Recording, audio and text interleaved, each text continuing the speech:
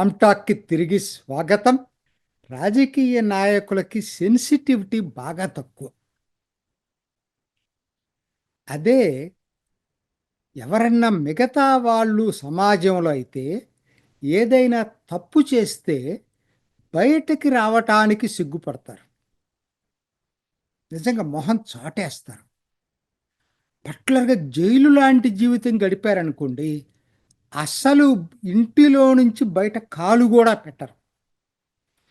మరి కల్వకుంట్ల కవిత ఓ మహిళ అయ్యుండి అది లిక్కర్ స్కామ్‌లో జైలుకెళ్ళి 5 నెలలు పైగా అక్కడ గడిపొచ్చి, ఇవాళ ఏమీ జరగనట్టుగా ఒక సెలబ్రిటీలాగా అదే అహంతోటి మరి మాట్లాడగలుగుతుందంటే కారణం ఏంటో నాకైతే అర్థం కావట్ల. నిన్నటికి నిన్న పవన్ కళ్యాణ్ మీద నోరు పారేసుకుంది. అనుచిత వ్యాఖ్యలు చేసింది. ఓ ఛానెల్‌లో పాడ్‌కాస్ట్ ఇచ్చిందనమాట. మిగతా వాళ్ళు పాడ్‌కాస్ట్ ఇవ్వటం అంటే ఐ కెన్ అండర్‌స్టాండ్. అంటే రాజకీయ నాయకులకి ఇది కామన్ అయిపోయింది. జగన్ గూడా 14 నెలల జైలు శిక్ష అనుభవించి లోపలికెళ్ళేటప్పుడు చేతులు ఊపుకుంటా ఎళ్ళాడు. వచ్చేటప్పుడు గూడా అదేదో స్వాతంత్ర యోధుడు బయటకొచ్చినట్టు చేతులు ఊపుకుంటా వచ్చాడు. ఈవిడ అదే మాట్లాడుతుంది. ఇవాళ కవితమ్మ కూడా ఏంటనంటే, అసలు ఆ జగన్‌ని అసలు ఆ పాడ్‌కాస్ట్‌లో జగన్నయితే ఎంతగా అభిమానించిందో గాఢంగా ఐ లవ్ జగన్ అట. ఆయన కష్టకాలం ఏంటి కష్టకాలం అంటే ఈవిడలాగానే ఆయన అంటే ఈవిడ జూనియర్, ఆయన సీనియర్ జైలు జీవితం అనుభవించటంలో. అదనమాట. ఆ! అందరిని పొగిడింది. పవన్ కళ్యాణ్‌ని మాత్రం దారుణాతి దారుణంగా మాట్లాడింది. అడగంగానే ప్రశ్న, "అయ్యో రామా!" ఆవిడన్న dialogue first. "అయ్యో రామా! రాజకీయాల్లో యాక్టింగ్ చేసే పాలిటీషియన్" అట. ఆవిడ మాట్లాడినయి చాలా దారుణాతి దారుణంగా మాట్లాడింది. అసలు జోక్ ఇన్ పాలిటిక్స్ అట పవన్ కళ్యాణ్. అదేమంటే ఏమంటది? యాక్టింగ్ ఇన్ పబ్లిక్ లైఫ్ ఆవిడన్నది. యాక్టింగ్ ఇన్ పబ్లిక్ లైఫ్ అట. జోక్ ఇన్ పాలిటిక్స్ అట. Unfortunately he is now deputy CM అట.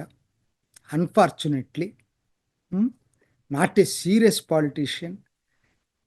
తన స్టేట్మెంట్స్, తన విధానాల్ని తనే కాంట్రడిక్ట్ చేసుకుంటాడు. తమిళనాడు ఎళ్లి రేపొద్దున హిందీకి వ్యతిరేకంగా నేను ఉద్యమం చేస్తానంటాడేమో, బలవంతంగా చేయదని. ఇక్కడొక మాట మాట్లాడతాడు, అక్కడొక మాట మాట్లాడతాడు. ఆ! 15 ఏళ్లకి ఎమ్మెల్యే అయ్యాడు. హోమ్ మినిస్టర్ మీదేదో మాట్లాడాడు కాబట్టి ఆవిడ మహిళ, దళితాట.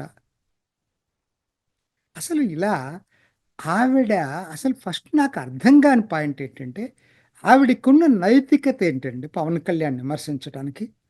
ఆవిడ దృష్టిలో సీరియస్ పాలిటీషియన్ అంటే ఏంటి? నాకు తెలియట్లా. సీరియస్ పాలిటీషియన్ అంటే ఏంటి? ఆవిడలాగా స్కాములు చేయలేదనా? ఆ అనుభవం లేని పాలిటీషియన్ అనా? ఆయన పనికిరాడు రాజకీయాలకి. మాలాగా కుంభకోణాలు చేసేవాళ్ళే రాజకీయాలు చేయాలి. ఆ అర్హత పవన్ కళ్యాణ్‌కి లేదనా? లేదంటే బతుకమ్మ అడ్డం పెట్టుకొని సొమ్ము చేసుకోవచ్చు ఎట్లననేదా? యాక్టింగ్ ఇన్ పబ్లిక్ లైఫ్ ఎవరు చేశారండి? మీరు చేశారు. మీరు ఉద్యమాన్ని అడ్డం పెట్టుకొని రాజకీయాల్లోకొచ్చి, ఓ పెద్ద ఉద్యమ నేతగా ఫోజు పెట్టి సంపాదించుకొని కోట్లుగా పడగలెత్తారే! దీన్ని యాక్టింగ్ ఇన్ పబ్లిక్ లైఫ్ అంటారు. పవన్ కళ్యాణ్‌ది యాక్టింగ్ ఇన్ పబ్లిక్ లైఫ్ కాదు. ఎక్కడి నుంచి? అదేమంటే 15 ఏళ్ళు ఎమ్మెల్యే కాలేదట. అసలు ఫస్ట్ 10 ఇయర్స్ పోటీ చేయనప్పుడు 15 ఏళ్ళని సమస్య ఎందుకొస్తుంది? ఆయన అసలు పోటీయే చేయలేదు. 2019లో పోటీ చేశాడు. 2019లో పోటీ చేసిన తర్వాత అప్పుడు ఓడిపోయిన మాట నిజమే. 2024లో గెలిచాడు. 5 సంవత్సరాలు ఇది గ్యాప్. దాన్ని 15 ఏళ్ల కింద చిత్రీకరించి ఇష్టం వచ్చినట్టు మాట్లాడేసింది. అయినా మీరు ఇన్ని దీంట్లో ఉండి అన్ని జనం మిమ్మల్ని ఇంతగా ఓడగొట్టినా కూడా పొరుగు రాష్ట్ర డిప్యూటీ సీఎంని గురించి అలా నోరు ఎట్లా పడితే అట్లా మాట్లాడటానికి అంటే అహం తగ్గలేదండి. అహం తగ్గల. తను ఒక పాత ముఖ్యమంత్రి కూతుర్ని, ఈ రాష్ట్రాన్ని ఒక చక్రం తిప్పినట్టు తిప్పగలననేటువంటి భావన ఉన్నట్టుంది ఆవిడకి. ఎందుకంటే మీలాగా తండ్రిని అడ్డం పెట్టుకొని రాజకీయాల్లోకి రాలేదండి పవన్ కళ్యాణ్. మీలాగా ఉద్యమాన్ని సొమ్ము చేసుకొని రాజకీయాల్లో కొనసాగలేదు. ప్రారంభోత్సవాలకు వెళితే డబ్బులు తీసుకునేటువంటి సంస్కృతి తన దగ్గర లేదు. మరి ఆయన సీరియస్ పాలిటీషియన్ ఎట్టవుతాడు? అసలు మీకు ఆ అర్హత ఎక్కడుంది అంటున్నాను. మీకు మీకు తెలీదని నేను అనుకోను.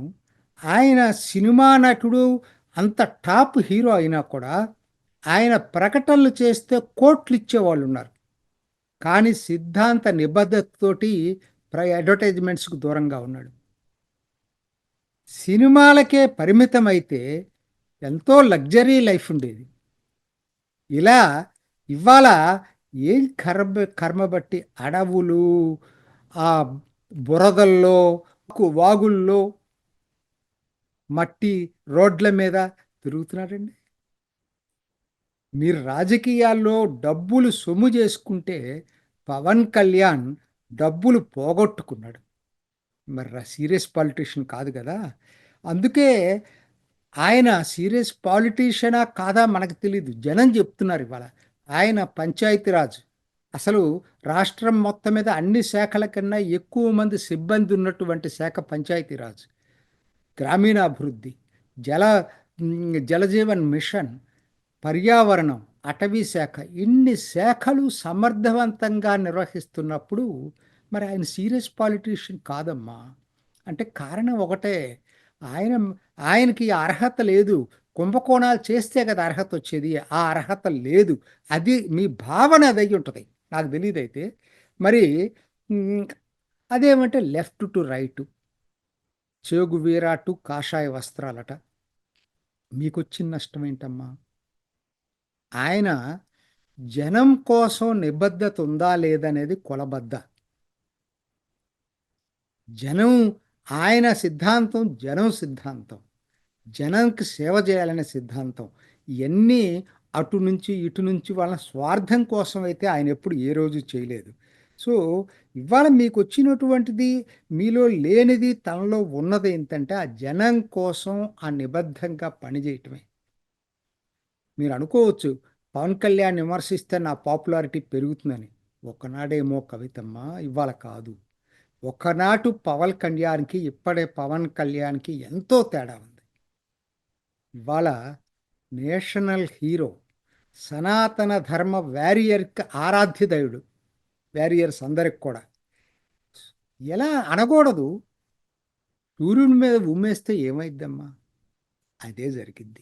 ఎక్కువ మిమ్మల్ని మీ కామెంట్స్‌ని గురించి, ఎందుకంటే సోషల్ మీడియాలో తట్టుకోలేక చాలామంది పెడుతున్నారు కానీ, నాకైతే ఇగ్నోర్ చేయటం బెటర్ మిమ్మల్ని. ఎందుకంటే మీకు విలువ పెంచినట్టు అవుతుంది. అనవసరంగా పవన్ కళ్యాణ్ దీన్ని ఆయన్ని పోల్చి మీతో మాట్లాడుకోవటం అంటే అనవసరంగా పవన్ కళ్యాణ్ బీలిటిల్ చేసినట్టు అవుతుంది. మీ విలువను పెంచడం మాకెందుకు? Better to ignore. మిమ్మల్ని విస్మరించటం కన్నా మంచి సమాధానం ఇంకోట్లేదు. ఇది ఈనాటి రామ్ టాక్. ఇంకొక ఎపిసోడ్లో మళ్ళా కలుసుకుందాం. నమస్తే. చూసారు కదండి. మరి ఈ వీడియో కనుక మీకు నచ్చినట్లయితే ఒక లైక్ కొట్టేసి మీ అభిప్రాయాన్ని కూడా కామెంట్ బాక్స్లో తెలియజేస్తూ ఇలాంటి ఇంట్రెస్టింగ్ అప్డేట్స్ కోసం మా ఛానల్ని సబ్స్క్రైబ్ చేసుకోండి.